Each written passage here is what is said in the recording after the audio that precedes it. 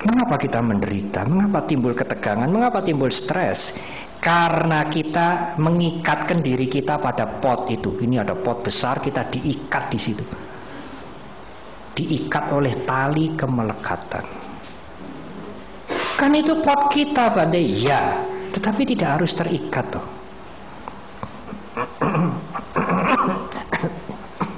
Mengapa dia stres begitu? Mengapa dia menderita begitu? Mengapa dia marah-marah 2-3 hari? Kalau hanya begini sekali, pembantunya ya menyesal, tahu kesalahannya. Nah, kalau siang sore besok dibeginikan terus, benci dong pembantu itu pada kita. Dia bisa keluar dengan sakit hati meskipun dia sudah mengabdi bertahun-tahun. Kerugiannya tidak membantu kita keluar dan dia membenci pada kita. Kebencian kita ini yang membakar kita. Timbul ketegangan, kemarahan. Kenapa begitu? Iya, potnya pecah sih, Bante. Kalau potnya nggak pecah ya dia tidak menderita. Jadi dia menderita begitu karena potnya pecah. Iya sih, potnya pecah. Nah, kalau potnya tetangganya pecah kok nggak menderita? Tetangganya, pembantunya ngepel, perang, pecah. Oh, pecah itu potnya tetangga saya itu. Iya, maklumlah, tidak kekal di dunia ini.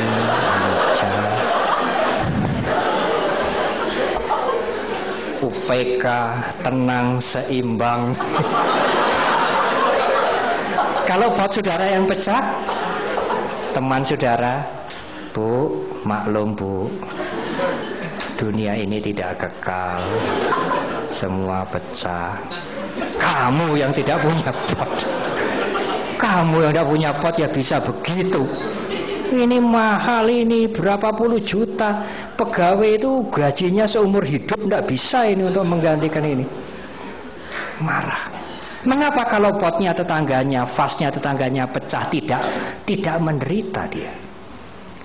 Vasnya tetangganya pecah, dia tidak menderita, tidak jengkel, tidak marah, karena dia tidak terikat pada potnya tetangganya.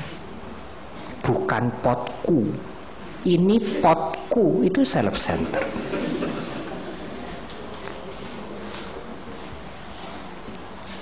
Boleh saya kasih buat contoh, boleh? Siapa? Hero. Maaf ya.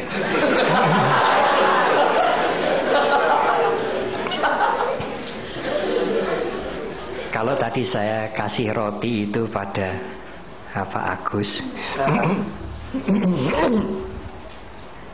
Belum sempat dia makan, jatuh. Pak Heru bilang, ya Anica.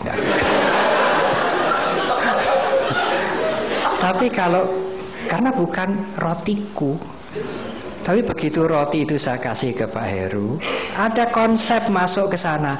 Oh, ini berkah dari Bante Panya. Ini rotiku. Nanti kita bubar, belum sempat dimakan, jatuh. Aduh. Pada saat kita mulai terikat, penderitaan mulai.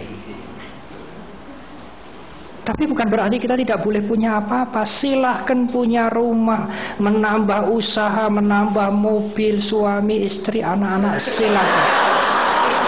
Ya, suami satu, istri satu, anak-anak. Itu tadi kalimatnya tidak dipotong. Silahkan punya, menambah rumah, menambah usaha, menambah mobil. Silahkan berkeluarga, punya suami, punya istri, tidak dilarang dalam agama Buddha. Punya anak-anak, tapi siap menerima perubahan. Belajar tidak melekat. Ya, kita punya keikatan pada mama, papa, anak-anak. Tapi belajar, suatu saat dia akan berubah, akan meninggal, akan sakit, akan sekolah, meninggalkan kita. Siap, mulai sekarang belajar untuk itu. Anda tidak akan menderita. Potnya perang, pecah Bu, pecah. Ya udahlah, mau apa? Gak bisa dilebur lagi, gak bisa ditambal. Lain waktu, kalau bersih-bersih hati-hati ya, yang sudah ya sudah. Bagus toh. Pot pecah, silahkan pecah. Mental saya jangan pecah. Bagus toh. Rumah suatu ketika bisa rubuh, bisa terbakar, keluarga bisa meninggal mendadak. Kita mau apa? Kalau kita punya latihan, belajar tidak melekat, kita akan menghadapi itu dengan tenang, sebagaimana adanya. Kita tidak perlu menderita. Kita tidak harus menderita menghadapi perubahan, meskipun kita belum sotapana, belum arahat. Meskipun penderitaan bisa timbul lagi, kemelekatan bisa timbul lagi. Kalau kesadaran kita tidak kuat, tidak apa, kita latihan terus. Tidak sepenuhnya hidup ini penderitaan, tidak. Semudahnya mengatakan, idangko panyabikawe dukang Arya Sacang saja. Para biku, saya beritahu ya, ada penderitaan di dunia ini. Sudah. Beliau tidak mengatakan semua bentuk hidup yang bagaimanapun penderitaan. Tidak ada kalimat itu. Di dunia ini ada penderitaan. Ya, titik. Bagaimana penderitaan itu muncul? Karena kita membuat kemelekatan. Kalau kita mempunyai kewaspadaan, mempunyai wisdom, berhati-hati, tidak mudah melekat, tidak akan menderita. Nanti kalau yang belakang-belakang minta pada Pak Herman, Pak Heru, itu tarnya dari banyak untuk saya saja ya, kasih saja.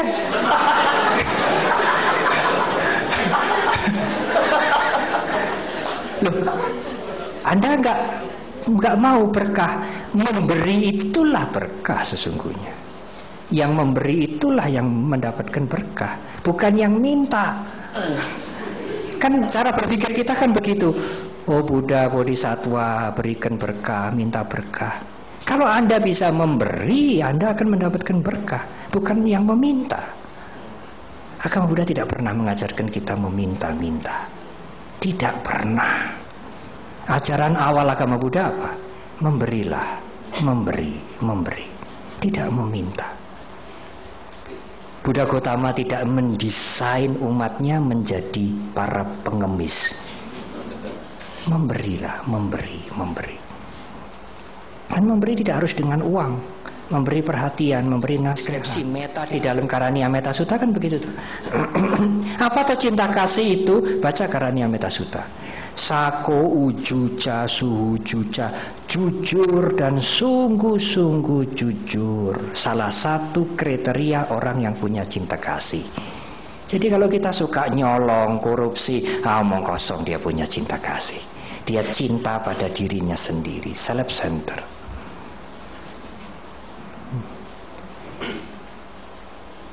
Itulah the Buddhist wisdom. Baik punya perusahaan, baik punya mobil, berumah tangga, silahkan manfaatkan maksimal sebelum itu semua menjadi rusak. Jasmani ini pun sebelum rusak, manfaatkan maksimal. Tapi pada waktunya rusak, pada waktunya lapuk, rapuh, siap menerima itu. Tidak hanya mengerti perubahan ya, tapi menerima perubahan. Intelektual kita cukup cerdas, mengerti perubahan, tapi mental kita kadang-kadang tidak cerdas menerima perubahan. Pada saat Anda sulit menerima perubahan karena terikat semakin erat, semakin menderita. Pada saat Anda siap melepas, siap menerima perubahan, Anda menjadi orang yang bahagia di dunia ini. Dan kebahagiaan itu tidak bisa diukur dari apa yang kelihatan di luar. Berapa rumahnya, berapa mobilnya, berapa propertisnya. Belum tentu mereka bahagia. Tapi bukan berarti itu haram dalam agama Buddha. Uang dan sebagainya bukan kotor, bukan haram. Itu netral, uang itu netral, rumah itu netral. Pabrik-pabrik yang kita punya itu netral. Gunakan itu maksimal. Berusaha untuk tidak terikat. Suatu saat terjadi kerusakan, kelapukan, kehancuran, silakan. Biar pot itu hancur, mentalku jangan hancur. Bu, potnya hancur bu. Hancur, udahlah, biar aja. Loh kenapa bu? Iya emangnya gue pikirin. Hancur ya hancur. Gue pikirin ya mental gue yang hancur kan. Ya, itulah sikap mental seorang Buddhis. Saya kira. Sama budaya. Ya. Nama saya Sulastri. Ya, Sulastri. Iya, dari Sinar Budi. Saya mengenai tadi topik ceramah ya, dibilang bahwa kita harus bisa melayani orang lain. Iya. Tapi kadang-kadang kita bisa melayani orang lain, akan semakin banyak orang yang tergantung sama kita. Iya. Akan semakin banyak orang yang meminta dan mengharapkan kita. Iya. Kadang-kadang dalam melaksanakan itu semua, kadang-kadang sampai kita melayani itu merasa yang itu bisa melebihi dari kemampuan kita. Kadang-kadang kita merasa tidak berdaya gitu. Iya, iya. Nah itu juga kalau tidak hati-hati bisa jengkel itu. Iya, bisa jengkel. Iya, iya, betul. Jadi bagaimana menyikapinya gitu loh. Hal-hal tuh seperti itu. Baik, terima kasih Sulastri. Ya, pesan saya satu, jangan mau digantung orang, jatuh ntar. Baik, penanya kedua, namanya Pak? Nama budaya, nama saya Tahir. Ya. Tahir. Silakan. Buat orang awam untuk menjalankan atasila. Terima kasih. Atasila ya, baik. Ya, terima kasih Bante. Ya. Sebetulnya dengan apa yang tadi Bante sampaikan gitu ya, dimana kita tuh untuk memberikan satu makna, kita juga lebih banyak memberi kepada orang lain gitu ketimbang meminta, ya kan? Sekarang saya ambil dalam satu contoh kehidupan sehari-hari gitu ya, umumnya gitu, ada juga kita tuh sudah katakanlah memberi, kita memberikan yang terbaik buat orang lain, baik itu dalam hal pekerjaan ataupun di rumah tangga. Namun dalam kenyataannya gitu ya, kadang ada juga orang gitu ya, lingkungan kita tuh nggak mendukung gitu loh Bante. Katakanlah kita sudah melakukan pekerjaan yang terbaik yang kita bisa, namun ada juga orang yang katakanlah tidak suka dengan kita gitu loh. Dimana dia orang udah ini apa namanya tuh melakukan terbaik ya, kok kayaknya tuh mencari muka gitu loh dengan bos gitu ya, supaya apa katakanlah supaya naik promosi atau apa gitu ya. Sepertinya lingkungan itu malah tidak mendukung gitu Bante. Bagaimana Bante? Terima kasih. Ya baik, terima kasih Bante. Senada tadi pertanyaan dari saudari kita, senada dengan yang tertulis ya Bante. Mungkin saya bacakan supaya jangan kecewa. Saya kadang-kadang sering membantu mengantar dan menemani rekan-rekan di wihara, walaupun sampai larut malam. Ini sudah punya jiwa bodhisatwa ya. Tetapi selama saya merasa mampu, saya akan melakukannya dengan senang hati. Namun terkadang ada orang yang mengatakan, jangan terlalu sering, kamu juga harus jaga badanmu sendiri. Pertanyaannya Bante, apakah yang saya lakukan itu salah? Karena saya berpikiran, kapan lagi saya dapat berkorban untuk orang lain kalau tidak sekarang? Ya. Silakan. 3 pertanyaan ini saling berkaitan sebetulnya. Maaf. Memberikan bantuan, memberikan pertolongan, berbuat baik kepada yang lain, pada orang lain, itu tentu sesuai dengan takaran kita tuh, sesuai dengan ukuran kita. Saya sebagai biku, saya mengerti ukuran diri saya dengan kesehatan saya, dengan masalah di tenggorokan saya, dengan kesehatan yang faktor yang lain. Saya tentu bisa memberikan pelayanan, memberikan ceramah, kemudian yang lain-lain sesuai dengan kemampuan saya. Kalau saya tidak wise, tidak bijak dengan kemampuan saya, kemudian timbul sakit, malahan sakit itu membuat masalah bagi orang lain. Jadi bukan berarti menolong itu harus di luar kemampuan. Kita menolong juga sesuai dengan kemampuan kita. Kalau kita merasa tidak mampu atau belum mampu atau tidak bisa melakukan hal yang seperti itu, kita tidak harus memaksakan diri. Bante ya tidur kalau malam, oh ya tidur saudara. Bante juga makan segala, ya makan.